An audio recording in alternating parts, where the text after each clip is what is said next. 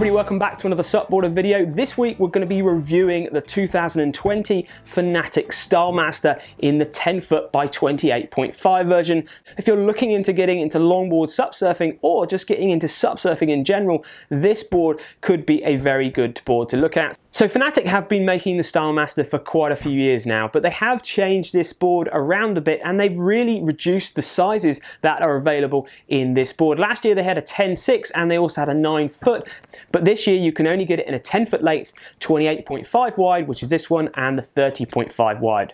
The full specifications for this board, the 28.5 wide version, we measured it at approximately 3 3/4 inches thick. It brings the volume in at 130 litres. It comes as standard as a 2+1 fin setup, and this board, when we weighed it, came in at 8.9 kilograms, and it retails at £1,299 or €1,399. Both the 10' boards come in the bamboo edition. The materials of those boards, they are EPS foam core. They've got multiple layers of glass. They've got a bamboo veneer up on the higher area of the board, which you can easily see through the tint on the top of the deck. It's got reinforced glass rails and it's got a glass core stringer going up and down the board as well. So there's quite a lot in this board, and it definitely does look good with the bamboo through the front of the deck here. On most of the boards you've got Fanatic's trademark EVA deck pad, which is a very comfy and very grippy EVA deck pad. It covers the widest part of the board nicely, going right to the edge of the rails, and it goes right towards the back, and you're finishing off with a nice tail kick pad as well. There is no arch support under the bottom of your foot here, but I didn't really feel that was really a problem when we were surfing it. Up at the front of the board you are going to have to wax it, and it is a longboard nose riding style board, so you're definitely going to have to wax up there. And even when you're paddling in, digging in deep, you're going to find you are going to be standing up around this area to get you on those waves nice and early. It's got Fanatic's really deep carry handle, which I have to say, having used quite a lot of boards lately in some of our SUPboarder Pro tests we're about to do and they're about to come out live, there is a big difference in handles, and Fanatic still have one of the best handles on the market. You've got a pressure valve in front of that, and then in front of that you've also got a windsurf attachment, so you can put in a windsurfing UJ and you can go windsurfing on this board as well. You've got a double leashing plug at the back there, which generally we don't really use, but you can set it up on a double rope to give you a bit more support if you're going to be going out in those bigger waves. So now let's look at the outline, shape and the design of this board. Then we're going to move on to what it's like to paddle and surf on the water, and then talking about who we think it's best suited for, and then finishing off with the pros and cons and value for money. So the outline shape is a fairly similar shape that Fanatic have had for a few years now with the Stylemaster. A nice big round nose up at the front, which gives you a lot of stability in the width when you're walking right up to the front of the board. You'll notice that the widest point pretty much continues almost to sort of 2 feet, a meter off of the nose there. Gives you a lot of control, makes it very easy when you're walking up to the nose, and that really does help the longboarding, the nose riding, and getting you into doing that type of thing. Quite a parallel rails down through the board, which makes the board relatively quick, quite fast in the wave, and very easy to trim and get an edge. And at the back of the board, the tail is nicely pulled in and it's finished off with a square tail. Having a more pulled in tail and having a square tail at the back will make the board turn and pivot around, because you've got less width at the back of the board to turn from left to right, and having a square tail will help the water release a little bit quicker. Before we turn this board over and look at the bottom shape, we should really be talking about the rail shape and the deck shape. Generally, Fanatics have quite domed decks on their boards because they have quite thinned down rails. Now this board is still relatively thin in its overall thickness, but they've kept the deck nice and flat, which makes it a lot easier to stand on when you're maneuvering in choppy waters especially. The rails are nicely thinned out, just like we'd expect and we've seen on lots of other Fanatics, and at the back of the tail they're getting nicely thinned down right around the tail. A nice thin rail is going to give you more bite, it's going to give you more grip on the bottom turn, and it's going to basically just make the board feel a little bit livelier, and it's definitely the sort of thing I look for, especially when I'm looking for a longboard surfing SUP. Now the rocker line is nothing new, we have seen this on other longboards, and it's the sort of rocker line I'd expect to see on a longboard like this. You've got a sort of mid-flat section, which is great for producing speed. You've got a small amount of nose kick or nose rocker up at the front there, which is just there to basically help you come out of situations and paddling over waves, but definitely maybe if you're doing steeper bottom turns in sort of more critical sections, or if you're coming off re-entries, that little bit of nose rocker just helps you land those maneuvers and doesn't make you nose dive. but because it's generally a little bit flatter up at the rocker, it does mean that when you trim up to the nose, you are going to basically have a better nose riding experience. It's going to stick in the water a little bit more. There's also a bit more about bottom shape, which we'll speak about in a minute. But moving to the back of the board, got a little bit more tail rocker in relation to how much nose rocker there is, because when you want to get this board turning, get the maneuvers out of this board, you're going to want to get right on the tail and stamp the tail to bring the nose up. If you have a short board, you can afford to have a less tail rocker, but with a longboard, in a performance sense of surfing, you need to have tail rocker, because as you lean on the back of the board to do your maneuver, the front of the board will come up, and that's all to do with the tail rocker at the back. So overall, it's a good rocker line setup that we expect to see on a longboard SUP like this. So looking at the bottom shape width-wise now, right up at the nose, just under the Fanatic logo, it's really good to see that there's a concave up at the nose there. Now what this does with the rocker line up at the nose is when you end up going up to the nose of the board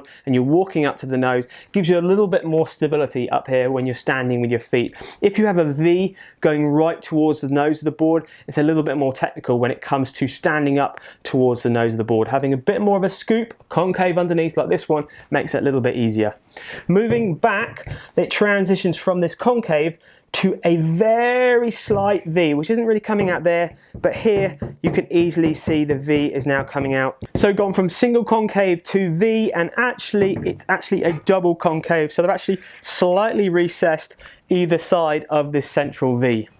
Moving back just in front of the fins, it just carries on its profile. Still a very slight double concave, the V is nice and raised. And finishing off just behind the back of the center fin, you've got a V just in the middle of the board. The reason that's nice to finish the board like this with a V, and lots of other surfing SUPs, is it's all to do with transitions. It's all to do with turning from left to right and being able to push the water in the direction that you want it to go in and not actually have the water get confused. If you imagine the water sort of trying to go from one angle on the board to the other, having a bit more V in the center just makes it a bit more obvious for which way the water needs to go. So it just makes it a little bit easier for when you're doing your transitions.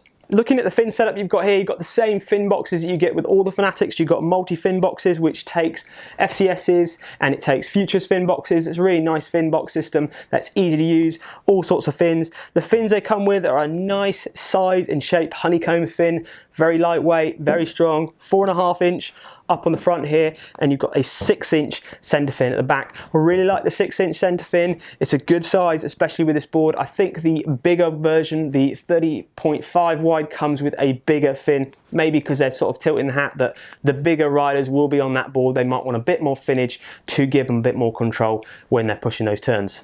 If you're into longboarding already, you'll know that the center fin is pretty much key to getting the performance out of your longboard, whether you're surfing a longboard or SUP surfing a longboard. Moving it around in the fin box, changing the fin size makes a massive difference to the nose riding capabilities of the board, to how easy it is to use and how quick it is to turn. So if you're going to get into longboarding, definitely it's always worth playing around with your center fin. So now let's talk about what it's like on the water. Well, first off, the flat deck. Easy to stand on in choppy waters, very easy to move around the board, very easy to get your weight back when you're pushing yourself over waves, and also walk around the board when you're actually surfing. So the flat deck is a very nice move.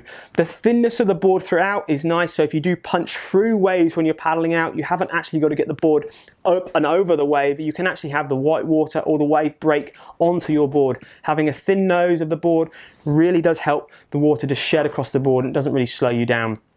When it comes to paddling out, if you do want to get out over the bigger stuff, that there's a bit more power, you are going to have to get back on the board, get the tail down, get that nose up, but that's something to be expected with all longboards. The stability of the board is nice and stable because you've got that nice parallel rail, you've got a wide nose up here, and you've still got a similar amount of width at the back just here. That still gives you a nice stable platform to stand on. I imagine the bigger one, the 30.5, is going to be a very stable board, and it's really going to offer those bigger riders extra stability. When it comes to paddling around and catching waves, speed wise, it's definitely nothing exceptionally slow. It's not super fast. It's exactly how I'd expect it to feel for a longboard of this shape and rocker line. You can catch waves very early with this board, especially if you trim your body weight up near the front or just in front of the deck pad. Get your head down, short sharp paddle strokes, and this board will pull you onto the smallest, weakest, earliest waves out there. The first thing you'll notice when you surf this board is actually how easy this board is. It's very comfortable at trimming down the line. It produces a nice amount of speed because of its parallel outline. The rails themselves, because they're nice and thin and pulled in, they do offer a good amount of grip, and that really makes the board feel very comfortable. So you're not at any point scared if the board is moving too quickly, or if you catch your wave maybe too late and you're maybe riding a faster section. Some longboards with fatter rails, they don't handle the speed so well. This board does handle speed, and as I said, it makes it very easy to surf in lots of sort of conditions. When it comes to moving around up and down the board, maybe for your nose riding or moving back towards the tail to do your maneuvers, your turning, the flat deck again makes it very easy for you to do that. And if you're getting up towards the nose, maybe getting into nose riding, the small concave up at the nose there, just at the front section, gives you a little bit more stability when you're getting up and standing up towards the nose. I personally do feel this board is much easier to nose ride than the earlier Stylmasters we've tested a few years ago. They have worked a little bit more on the nose shape and the rocker line, which really has helped the nose riding capabilities of this board. When it comes to turning maneuvers, top turns, cutbacks, this board does come around quite quickly. Obviously, you've got to get your weight at the back of the board. Again, that thin rail really helps you to bite and carve in your top turns, and the board does come around fairly quickly, but you've got to remember, like all longboards, you've got to be trimming it right off of that last meter, that last 3 feet of the board. That is the golden spot when it comes to longboard SUP surfing.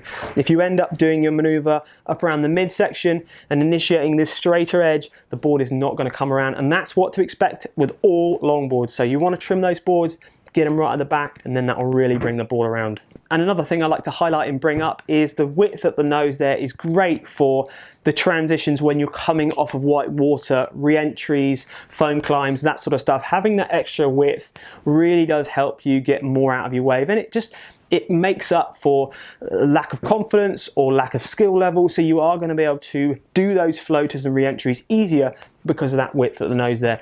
A narrow base board, if we went longboards 26, 27 wide, they're going to be quicker. They'll give you some different performance gains, but they will suffer a little bit more when it comes to re-entries, opposed to nice big wide noses like this board. So who do we best think it will suit? Let's talk about ability and weight range. Well, this board is a very easy board to surf, as you probably gathered from what I was saying. So you are going to be able to get into it as a complete newbie. You're going to be able to step on this board and learn to SUP surf knee high, no problem at all. But it is actually going to also suit the more progressive, advanced riders wanting, obviously, that longboard feel. Weight wise, it's going to take super lightweight riders up to 100 kg possibly if you're a bit more advanced. The sweet spot is probably going to be 70 kg to 90 kg. That is going to be a very comfortable and a very good range of weights to get the most out of this board. If you're a lighter rider, 65, 60 kg, and you're an experienced SUP surfer, I think you're going to be wanting to look at something a little bit narrower and maybe not so long. But definitely sweet spot 70 to 90 kg, you're going to get a lot out of this board. And usage, well, it is a SUP surfing board. It's going to be able to take wave sizes from knee high, you can even get up a nose rider knee high wave, to head and a half sort of size swell. Any bigger than that, you'll find that the length, the speed of the board, you probably find that board starts to bounce because it gets a little bit too quick. But if you are clever with your fin setup, and obviously it all depends on how heavy you are, you can adjust that to basically get the most out of those bigger, faster waves. But a real sweet spot of wave sizes, knee to just over head high. So now let's finish off with pros and cons and value for money. Well, pros, it is a very easy board to surf, and it's going to be a very good board for you to get yourself into longboard SUP surfing. It's very easy to walk up and down, and it is going to really help you become a better SUP surfer. It's not really going to catch you out. It does exactly what I expect it should do, and it's very easy to do that. The cons, it is a shame that Fanatic have dropped the 9 foot in their range. I know they've consolidated it and they've made two 10 foots, one 30.5 wide and one 28.5. For me, at 75 kg, I would like to see the 9 foot or a 9.5 back in that slot. 10 foot for me is a little bit long generally for a longboard. I know that there are SUP divisions and longboard contests that will be coming in and forcing that sort of 10 foot class in, but for me, somebody who doesn't want to do competitions at 75 kg, I would be looking at a shorter board, because a 9 foot board to a 10 foot board is a large amount of volume up at the nose, which relates to a large amount of weight or swing weight. So the last year's Stylemaster, we can crank around a lot more being 9 foot long as opposed to this 10-foot version. So I do think it's a bit of a shame that the 9-foot version has gone from the Fanatic range this year. And another observation we've really got is it's a shame that Fanatic can't offer these boards in a lighter construction for the more performance riders. Yes, you're gonna have to pay more for it, but could you get a board like this that's a kilo lighter? Because that does make a massive difference to the performance of the board. And for those people out there, maybe like myself, who are looking for that more performance, easygoing longboard style riding board like this one, I would like to see it a little bit lighter or offered in a lighter weight construction as well. And I'll be happy to pay for it. That brings us on to value for money, doesn't it? Well, £1,299, you're getting a lot of board for your money, a well-designed board that's well made. The weight is not too much for that price point, and it's what I'd expect, and it sits exactly at the price point compared to other brands in the market. It's not the most expensive SUP longboard out there, then it really sits at a competitive price point. So there we go. I hope you enjoyed that review of the Fanatic Stylemaster 2020, and we've been using the 10 foot by 28.5. We look forward to getting this board back in the water again soon, because remember, this board is going to be going in the SUPboarder Pro longboard test against other brands to see which boards perform best in which conditions and for which sort of riders. So check that out if you're into longboard surfing and you want to get a new longboard in 2020. Of course, check out SUPboarder Mag if you haven't already. Subscribe to our YouTube channel and check out SUPboarder Pro if you're mad keen on SUP. But until next time, thank you very much for watching, and we'll see you next time on another SUPboarder video.